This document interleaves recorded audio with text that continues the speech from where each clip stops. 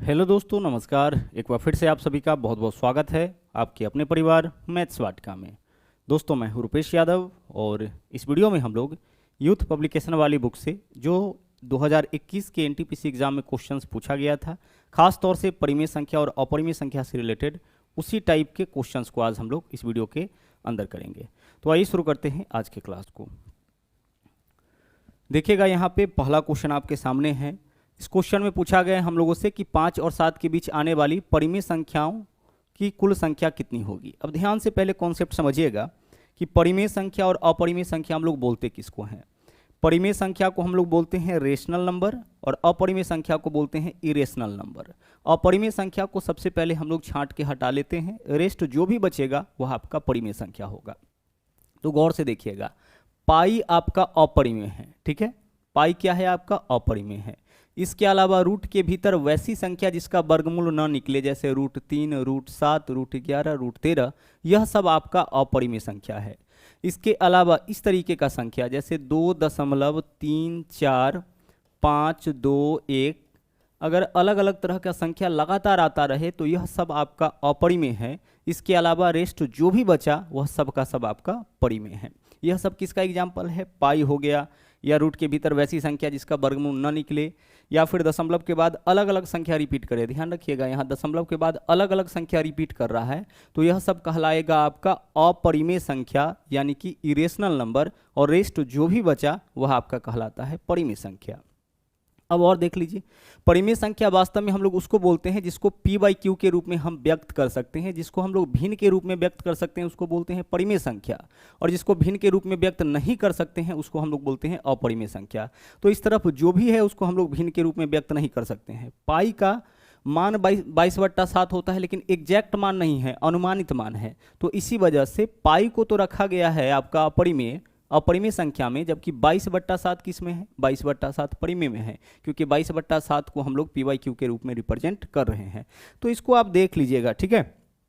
पाई अपरिमेय है क्योंकि पाई का अनुमानित मान 22/7 है, एग्जैक्ट मान नहीं है। उसी तरीके से आगे देखिए, p/q के रूप में जिसको भी व्यक्त कर सकते हैं। जैसे मान लीजिए कि डाटा आपका इस तरीके से रहे 6.777 ... यह भी क्या होगा? यह भी परिमेय संख्या होगा। परिमेय संख्या क्यों होगा?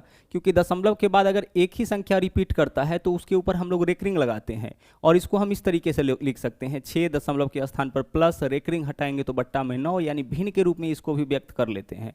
दशमलव के बाद अगर एक ही संख्या बार बार आता है तो यह रेकरिंग कहलाता है, और इसको भी हम लोग भिन्न के रूप में व्यक्त कर लेते हैं। तो यह भी क्या हो जाएगा? यह भी आपका परिमेय संख्या। तो यह भी परिमेय हो गया, यह भी परिमेय हो गया।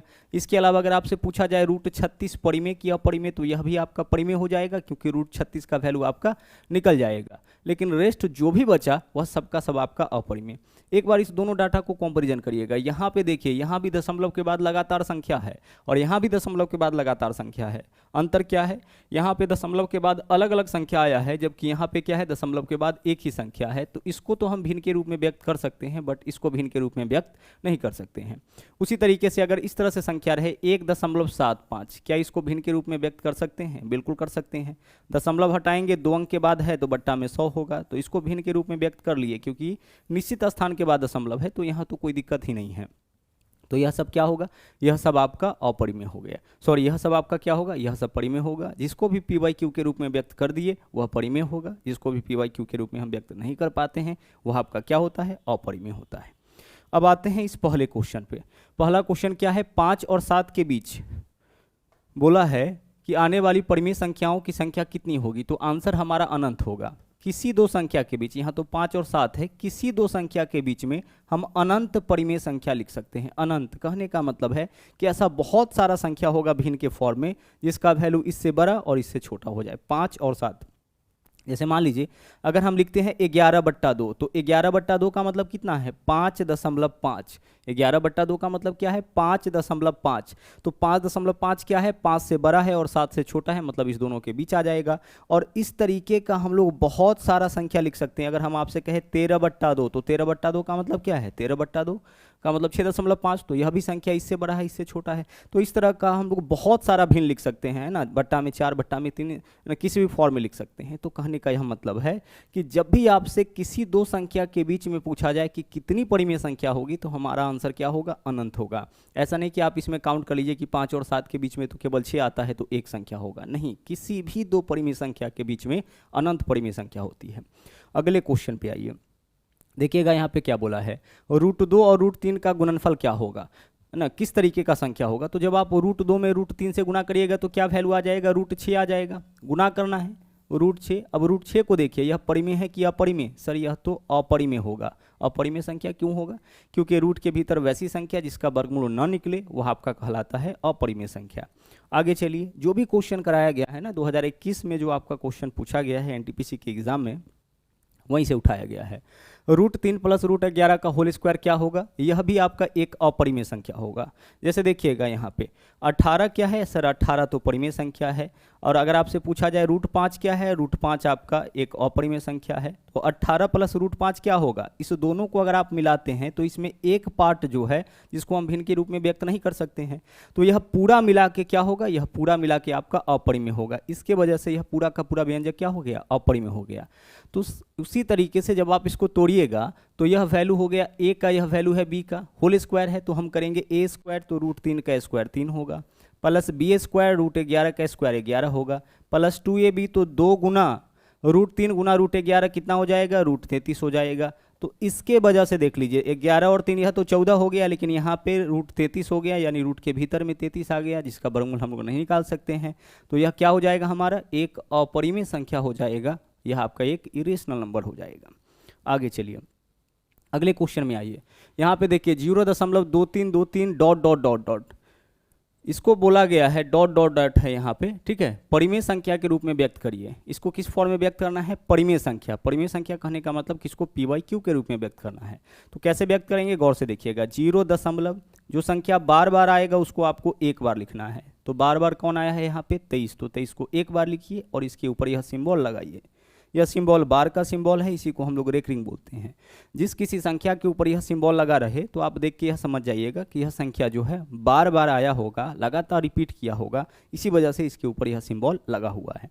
जैसे 0. अगर कहीं इस तरह से लिखा रहे 0.5 इसके ऊपर एक रिंग, तो आप क्या समझिएगा? आप यह समझिएगा कि 5 जो है वह बार बार बार बार लगातार यानी कि अनंत बार आया होगा, इसी वजह से इसके ऊपर बार का चिन्ह लगा हुआ है। अब यहाँ से देखिए, यह जो चिन्ह लगा हुआ है बार का, इसको हटाने का तरीका है कि अगर एक संख्या के ऊपर यह सिंबल है तो बट्टा में 1 9 लिखते हैं, दो संख्या के ऊपर तो बट्टा में 2 9। तो यहाँ पे देख लीजिए, पूरा को संख्या मानेंगे तो 23 हो जाएगा, और दो संख्या के ऊपर से रेकरिंग हटाना है तो बट्टा में 2 9 लिखेंगे, यानी 23/99 यही इसका वैल्यू होगा। हमसे यह कहा गया था कि इसको व्यक्त करिए परिमेय संख्या के रूप में, तो क्या आंसर हो जाएगा हमारा? 23/99 हो जाएगा। अगर आपसे यह पूछा जाए कि 0.731 डॉट डॉट डॉट, इसको आपको व्यक्त करना है परिमेय संख्या के रूप में, तो हम सीधे देख के कह सकते हैं कि 731 बट्टा कितना हो जाएगा? 999 हो जाएगा। 731 बार बार आया है, एक बार लिखेंगे, इसके ऊपर रेकरिंग का यही होगा ना, इसको तो हम ऐसे लिख सकते हैं 0.731, जो बार बार आया है उसको एक बार लिखिए और इसके ऊपर बार का सिंबल लगाइए। अब बार का सिंबल हटाने के लिए तीन संख्या के ऊपर से हटाना है, तो हम क्या करेंगे? बट्टा में 3 9 लिखेंगे। चलिए बढ़ते हैं अगले क्वेश्चन में। यहाँ पे देखिए क्वेश्चन क्या है, बोला है √5 और √7 के बीच आने वाली एक परिमेय संख्या क्या है। देखिए वैसे तो √5 और √7 के बीच में अनंत परिमेय संख्या मिलेगा, किसी भी दो संख्या के बीच में अनंत परिमेय संख्या होगा, लेकिन हमसे यह पूछा गया है कि निम्नलिखित में से कौन सा इस दोनों के बीच आने वाली एक अपरिमेय संख्या है। मतलब कि इन दोनों के बीच में तो ढेर सारा आएगा, लेकिन इन चारों विकल्प में से कौन है यह बताइए। जैसे क्वेश्चन अगर आपसे ऐसे पूछा जाए कि 16 और 20 के बीच में आने वाली संख्या निम्नलिखित में से कौन सा एक है, मतलब एक ऐसी संख्या हम लोग को चुनना है ऑप्शन में से जो 16 और 20 के बीच में आए। तो अगर ऑप्शन में 17 होगा तो वह आंसर हो जाएगा, 19 होगा वही हमारा आंसर हो जाएगा। तो 16 और 20 के बीच का संख्या कौन होगा? जो संख्या 16 से बड़ा होगा और 20 से छोटा होगा। तो सेम चीज़ यहाँ पे भी लागू होता है यहाँ पे हमें क्या बताना है, √5 और √7 के बीच की संख्या। तो √5 और √7 के बीच का संख्या वह होगा जिसका वैल्यू √5 से बड़ा होगा और √7 से छोटा होगा। तो √5 का वैल्यू कितना होता है, 2.2 होता है। दशमलव के बाद बस आप एक अंक याद रखिएगा। और √7 का वैल्यू कितना होता है, 2.6 होता है। ठीक है, यह वैल्यू किसका है, यह वैल्यू आपका है √5 का और यह वैल्यू है √7 का। अभी हम जस्ट आपको याद कराएंगे, √2 का, √3 का, √4 का, √5 का, √7 का, √10 का, √11 का, यहाँ तक अभी हम वैल्यू आपको याद कराएंगे। मात्र 1 मिनट में पूरा वैल्यू आपको याद हो जाएगा। तो सबसे पहली चीज़ कि हम क्या किए, इसको पॉइंट के फॉर्म में लेके आए। √5 का मान 2.2, √7 का मान 2.6। अब एक ऐसा संख्या आप चुनिए जिसका मान इससे बड़ा होगा और इससे छोटा होगा। तो देखिए 4, यह इसका वैल्यू तो 4 दशमलव कुछ होगा, पूर्णांक 4 है ना, यह भाग पॉइंट में है, तो यह तो 4 से बड़ा है। तो 4 से बड़ा वैल्यू कभी इस दोनों के बीच नहीं आएगा। यह क्या है आपका, 1 है। 1 है मतलब कि इससे जो छोटा वैल्यू होगा वह कभी इसके बीच में नहीं आएगा। इन दोनों के बीच का वैल्यू वही होगा जो इससे बड़ा हो और इससे छोटा हो। 3 को लीजिए, यह भी हमारा आंसर नहीं हो सकता है। यह आंसर क्यों नहीं होगा, क्योंकि यह इस दोनों से बड़ा है। तो जो इस दोनों से बड़ा होगा वह इसके बीच में कैसे आ सकता है। तो हमारा आंसर क्या हो जाएगा, विकल्प सी हो जाएगा। विकल्प सी देखिए 2.2 पूर्णांक 2/5 है। 2 दशमलव पूर्णांक के स्थान पर दशमलव देंगे, 2 में 5 से भाग करेंगे, 4 आएगा, यानी 2.4। इसका वैल्यू निकाल के देखिए, 2 दशमलव कितना होगा, 4, जो कि इससे बड़ा है और इससे छोटा है। आइए निकाल के देख लेते हैं। 2 पूर्णांक के स्थान पर लिखेंगे प्लस, और 2 में 5 से भाग करेंगे तो दशमलव डालिए, 20 हो जाएगा। 5 चौके 20, यानी 2 + 0.4 कितना हो जाएगा, 2.4। इस वैल्यू को गौर से देखिए, यह आपका इससे बड़ा है और इससे छोटा है, तो इस दोनों के बीच हो जाएगा। अब चलिए आपको हम मान याद कराते हैं कि कैसे आपको मान याद रखना है। सबसे पहली चीज़ देखिए, √1 का मान तो आपको याद करना नहीं है, क्योंकि √1 का मान कितना होता है, 1 होता है। आगे चलिए, √2 का मान कितना होता है, 1.4 होता है। ठीक है, आगे बढ़ते हैं। √3 का मान कितना होता है, 1.7 होता है। अभी याद कराएंगे, पहले हम लिख देते हैं 1.7। उसके बाद देखिए √4 का तो वैल्यू आपको याद करना नहीं है, यह कितना हो जाता है आपका, 2 हो जाता है। √5 का मान कितना होता है, 2.2 होता है। उसी तरीके से √6 का मान 2.4 होता है। आगे चलते हैं, √7 का जो वैल्यू होता है वह आपका 2.6 हो जाता है। और √8 का जो मान होता है वह आपका कितना हो जाता है, √8 का मान 2.8 हो जाता है। आगे चलिए, √9 का मान तो आपको याद रखना नहीं है, यह तो 3 हो जाता है। और √10 का मान होता है 3.1, और √11 का मान होता है 3.3। इतना से आप अपना काम चला सकते हैं। ठीक है, इतना से आपका काम चल जाएगा। क्या करना है आपको, दशमलव के बाद सिर्फ एक अंक याद रखना है, क्योंकि दशमलव के बाद अगर पूरा आप वैल्यू याद रखिएगा तो फिर इतना डाटा आपको याद रखना मुश्किल हो जाएगा। ठीक है, अब आइए देखिएगा, यहाँ पे √1 है, इसका मान हमें पहले से पता है। यह √4 है, इसका तो वर्गमूल ही निकल जाएगा। फिर यहाँ पे √9 है, यह सब बाउंड्री आप ध्यान रखिएगा। √10 तो 3 से जब बड़ा वैल्यू आएगा, जब √9 का मान 3 है तो √10 का मान 3 से बड़ा वैल्यू। √15 तक 3 से बड़ा वैल्यू, फिर √16 के बाद जो भी बड़ा होगा, जो भी वैल्यू आएगा उसका 4 से बड़ा मान आएगा। तो यहाँ पे देखिएगा क्या है, सबसे पहले √1 का मान एक हटा दीजिए। √2 का मान 1.4, यह तो याद ही रहता है। √3 का मान 4 से कहाँ पे 2 से कहाँ है, 3 में 3 आए तो 3 इसमें जोड़ लीजिए। 4 से कितना हो गया, 7, 1.7। 4 का मान तो आपका 2 हो गया। अब 2 के अंतराल पे बढ़ेगा। 5 का मान 2.2, 6 का मान 2.4, 7 का मान 2.6। सब जगह देखिए वैल्यू क्या है, इससे कम है। 5 है तो यहाँ 2 है, 6 है तो यहाँ 4 है, 7 है तो यहाँ 6 ही है। 8 पे जा करके यह आपका बराबर हो जाता है 2.8। तो 2 के अंतर पे बढ़ा है। आप ऐसे याद रखिए, √4 का मान कितना होगा, 2, √5 का मान 2.2, √6 का मान 2.4, √7 का मान 2.6, 7 से छोटा, √8 का मान 2.8, √8 2.8 बराबर हो गया। √9 का मान 3, और 10 का मान 3.1, और 11 का मान 3.3। तो 1-2 बार जैसे ही आप इसको रीड करिएगा ना, यह पूरा आपको याद हो जाएगा। ठीक है, चलिए बढ़ते हैं अगले क्वेश्चन में। अगला क्वेश्चन देखिए क्या है, यहाँ पे है 9.2 और 10.5 के बीच आने वाली परिमेय संख्या। तो 9.2 को हम ऐसे लिख सकते हैं, एक 0 अगर यहाँ पे डाल दे तो इसके मान में कोई अंतर नहीं आएगा, क्योंकि दशमलव के बाद कितना भी 0 डालिए उससे किसी भी संख्या के मान में कोई फर्क नहीं आता है। जैसे मान लीजिए हम यहाँ पे लिखें 20 दशमलव, यहाँ पे लिखा हुआ है 0। अब यहाँ पे जितना भी 0 आप डाल लीजिए, या 1 लिखा हुआ है जितना भी 0 डाल लीजिए, उससे इसके मान में कोई अंतर नहीं है, तो 20.1 ही होगा। तो हम इसको क्या किए कि दशमलव के बाद 2 अंक पूरा किए, तो 9.20 और यह क्या हो जाएगा 10.50। अब हमें बताना है इसके बीच आने वाली परिमेय संख्या। तो ऐसा संख्या खोजिए जिसका वैल्यू इससे बड़ा हो और इससे छोटा हो। तो 9.15 दोनों से छोटा है, इसके बीच में नहीं आएगा।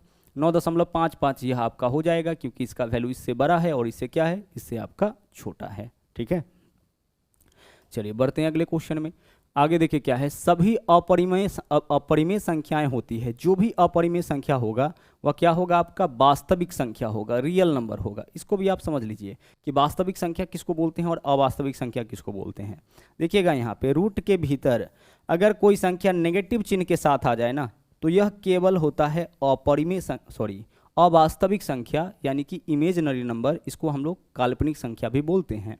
तो ऐसी संख्या का केवल कल्पना किया जा सकता है कि रूट के भीतर कोई संख्या नेगेटिव फॉर्म में आए। कभी आप कैलकुलेशन में ऐसी संख्या का यूज नहीं करते हैं, प्लस करने में, माइनस करने में, गुणा करने में, किसी भी प्रकार के मैथमेटिकल ऑपरेशन के दौरान आप इस तरह के संख्या का यूज नहीं किए होंगे। √7 का यूज किए होंगे, √13 का भी यूज किए होंगे, लेकिन इस प्रकार के संख्या का यूज नहीं किए होंगे। तो यह क्या है, आपका एक इमेजिनरी नंबर है, काल्पनिक संख्या है, अवास्तविक संख्या। इसके अलावा जो भी संख्या बच गया सब का सब आपका क्या है, वास्तविक संख्या। चाहे आप पूर्ण संख्या पढ़िए, पूर्णांक पढ़िए, सम पढ़िए, सम पढ़िए, विषम पढ़िए, भाज्य अभाज्य, जो भी है सब का सब क्या है, वास्तविक संख्या का ही प्रकार है। सब वास्तविक संख्या है, लेकिन केवल यह क्या है, अवास्तविक संख्या। तो सभी अपरिमेय संख्या पक्का क्या होगा, पक्का वास्तविक संख्या होगा, क्योंकि अपरिमेय संख्या का मतलब क्या है, रूट के भीतर वैसी संख्या जिसका वर्गमूल न निकले। ठीक है, इस तरह का जो संख्या है उसी को तो हम लोग बोलते हैं अपरिमेय। तो यह अपरिमेय है लेकिन क्या है, वास्तविक है। इसी तरीके से हम इस तरह से संख्या लिखते हैं 3.14 ... यह क्या है, अपरिमेय संख्या है लेकिन वास्तविक है, अवास्तविक नहीं है। अवास्तविक कब होता है, जब रूट के भीतर नेगेटिव साइन के साथ आता है। आगे चलिए, अगला देखिए क्वेश्चन क्या है, निम्नलिखित दी गई संख्याओं में से किसका वर्गमूल परिमेय है। जिसका वर्गमूल निकल जाएगा वह परिमेय होगा। तो देखिए इसमें से किसका वर्गमूल निकाल सकते हैं। 576 का वर्गमूल होता है 24। इसका मतलब क्या हुआ, यह केवल परिमेय है, रेस्ट जो भी है वह आपका क्या है, अपरिमेय है। 480 का तो वर्गमूल निकलेगा नहीं, 512 का तो निकलेगा नहीं, 544 का भी वर्गमूल नहीं निकलेगा। ठीक है, तो यह सब क्या हो जाएगा, यह सब अपरिमेय हो जाएगा। दूसरी चीज कि वर्गमूल किसका नहीं निकलता है, जिसका अभाज्य गुणनखंड पेयर के फॉर्म में नहीं आए। जैसे मान लीजिए छोटा संख्या लेते हैं हम, 32 लेते हैं, क्या 32 का वर्गमूल निकलेगा। तो 32 को फटाफट से प्राइम नंबर में तोड़िए, 2 से तोड़िए 16 हो जाएगा, 2 से तोड़िए इसको 8 हो जाएगा, 2 से तोड़िए 4 हो जाएगा, फिर 2 से तोड़िए कितना हो जाएगा, 2 हो जाएगा। अब काउंट करिए, क्या यह पेयर बनाया। देखिए 2 का 2 के साथ, 2 का 2 के साथ, यह 2 अकेला रह गया, पेयर नहीं बनाया, मतलब इसका वर्गमूल नहीं निकलेगा। वर्गमूल नहीं निकलने का मतलब क्या होगा, यह आपका एक अपरिमेय संख्या होगा। और जिसका वर्गमूल निकल जाएगा वह क्या होगा, परिमेय संख्या होगा। तो जिसका भी अभाज्य गुणनखंड पेयर बनाएगा वही आपका परिमेय संख्या होगा। यहाँ पे देखिए क्या बोला गया है, निम्नलिखित में से कौन सी संख्या परिमेय संख्या नहीं है। जो परिमेय नहीं है उसको चुनना है। अब एक चीज बहुत ही ध्यान रहे कि यहाँ पे जो वैल्यू होता है, अगर यहाँ पे वैल्यू 2 है, इसका मतलब है कि भीतर में अगर 2 संख्या है तो उसमें से एक संख्या बाहर निकलेगा। अगर यहाँ पे वैल्यू 3 है, इसका मतलब है भीतर में अगर 3 संख्या है तो उसमें से एक संख्या बाहर निकलेगा। अगर यहाँ पे 4 है, इसका मतलब है कि 4 संख्या में से एक संख्या बाहर निकलेगा। ठीक है, चलिए तो आइए अब इसको देखते हैं, इसको चेक करते हैं। यहाँ पे क्या है, यहाँ पे आपका 5 है और 32 को तोड़िए, 32 को प्राइम नंबर में 2 दूना 4 दूना 8 दूना 16 दूना 32। देखिए 32 हो गया ना, कितना बार 2 आएगा, 5 बार 2 आएगा। क्या यहाँ पे 2 बाहर आएगा, तो देखिए 1 2 3 4 5, 5 में से 1 2 बाहर आ गया, यानी कि यह जो संख्या है 32 जो है वह क्या है, इसका जो वैल्यू आएगा वह कितना आएगा, 2 आ जाएगा, जो कि आपका एक परिमेय है। हमें क्या बताना है, कौन सा परिमेय संख्या नहीं है, तो यह तो परिमेय हो जाएगा। 64 के लिए देखिए, 64 के लिए देखिए, 64 को भी आप तोड़ सकते हैं प्राइम नंबर में, या फिर आप ऐसे भी तोड़ लीजिए। 64 के लिए 4 चौके 16 चौके 64, इस तरीके से भी तोड़ सकते हैं। यहाँ पे 3 है तो 3 में से एक संख्या बाहर निकलेगा, यानी कि 4 तो बाहर निकल गया, अंदर में कुछ बचा ही नहीं। और वैसे भी करनी में 3 का मतलब होता है क्यूबिक रूट, यानी कि घनमूल। तो 4 का घनमूल निकल गया, घनमूल निकल गया, इसका मतलब कि यह क्या होगा, यह आपका परिमेय होगा। इस पार्ट को देखिए जरा गौर से, यहाँ पे क्या है, 32 को ही तोड़े थे, यहाँ पे बस 4 है। तो 4 करने का मतलब 1 2 3 4, 4 2 में से 1 2 बाहर निकल जाएगा, क्या होगा, 4 2 में से 1 2 तो आपका बाहर निकल जाएगा, लेकिन 1 2 जो है वह आपका अंदर ही रह जाएगा, जिसके वजह से क्या है, यह आपका परिमेय संख्या नहीं है। तो हमारा आंसर क्या हो जाएगा, विकल्प सी। विकल्प सी जो है वो आपका परिमेय संख्या नहीं है। ओके, चलिए तो इस वीडियो में इतना ही, मिलते हैं अगले वीडियो में फिर से एक नए कॉन्सेप्ट के साथ। Thank you and wish you all the best.